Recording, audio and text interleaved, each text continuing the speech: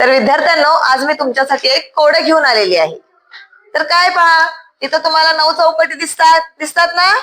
तर या 9 चौकटीत 1 ते 9 अंक असे लिहायचे आहेत की ज्यांची उभी बेरीज सुद्धा 15 आली पाहिजे आणि आडवी बेरीज सुद्धा किती आली पाहिजे, 15 आली पाहिजे. एक अंक एकदाच लिहायचा, तो रिपीट करायचा नाही. कोण बरं येईल आणि हे कोड सोडवेल? चल ज्ञानेश्वरी, चल.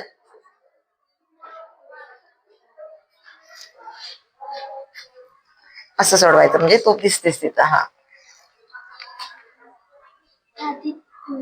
2 अंक घातले. हा, सोडव कसं.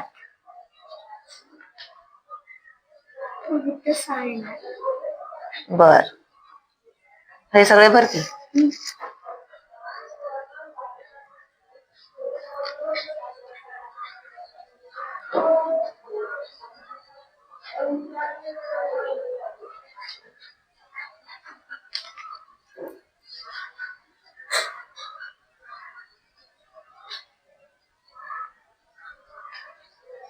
आता इथं 9 आला. बर, 9 आणि 2 11. 11 आणि मग आता इथं 4 असले की 15 आला. बर, आता 7 आणि 5 12.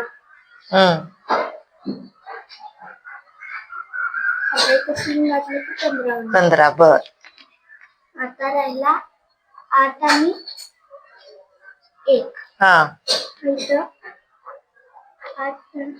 इथं 9 आणि 5 14 होते. इथं 1 येणार हा, आणि इथं 8 येणार. छान. 7 7 14 आणि 15. छान. बघा, आडवी बेरीज उभी बेरीज बघा किती आहे त्याची. 2 आणि 9 11. 11 आणि 4 15. 7 5 12. 12 आणि 3 15. 6 आणि 1 7. 7 आणि 8 15. ओके. आडवी बेरीज बघा, 2 आणि 7 9. 9 आणि 6 15. 9 आणि 5 14. 14 आणि 1 15. 4 आणि 3 7. 7 आणि 8 15. ओके. बरोबर आहे. ज्ञानेश्वरीसाठी जरा सगळ्यांनी अभिनंदन करा.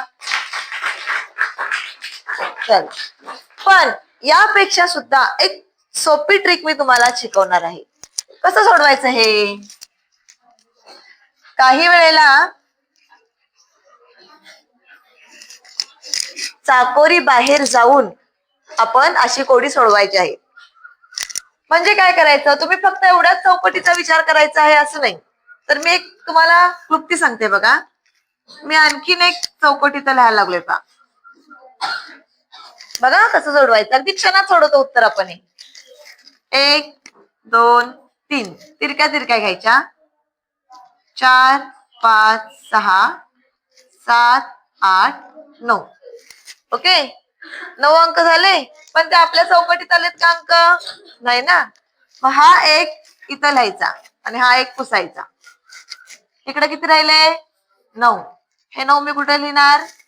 इथं लिहिणार. हे 7 इथं लिहायचे अपोजिट साइडला आणि इथं 3 लिहायचे.